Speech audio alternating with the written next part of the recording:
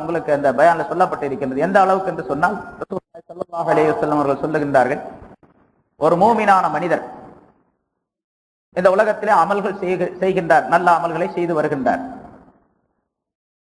சில பாவங்கள் குற்றங்களை செய்யும் பொழுது அவர் தௌபா செய்கின்றார், இஸ்திக்பார் செய்கின்றார், மன்னிப்பு தேடிக் கொள்ளுகின்றார்.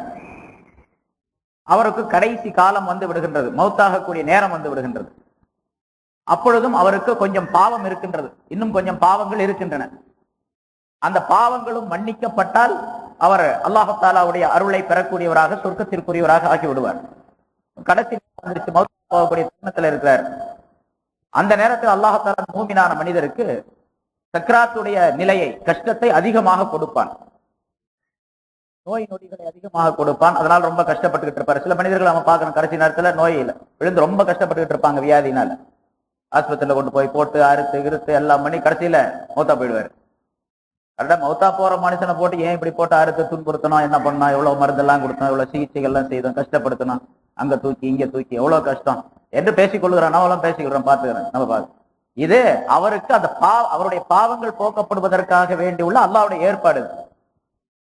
நம்ம செய்யறோம் வெளிப்படையா நினைச்சுட்டு இருக்கோம், அல்லாஹ்வுடைய ஏற்பாடு. அவருடைய பாவங்கள் போக்கப்பட வேண்டும் என்பதற்காக அவருக்கு அல்லாஹ் தஆலா கஷ்டத்தை கொடுக்குறான். அந்த கஷ்டத்தை கொடுத்து அதுக்கு பின்னாலே சக்கராத்துடைய நேரத்துல, நமக்கெல்லாம் தெரியாத நேரம் அது, சக்கராத்துல என்ன நமக்கு தெரியாது, வெளியே இருக்கு.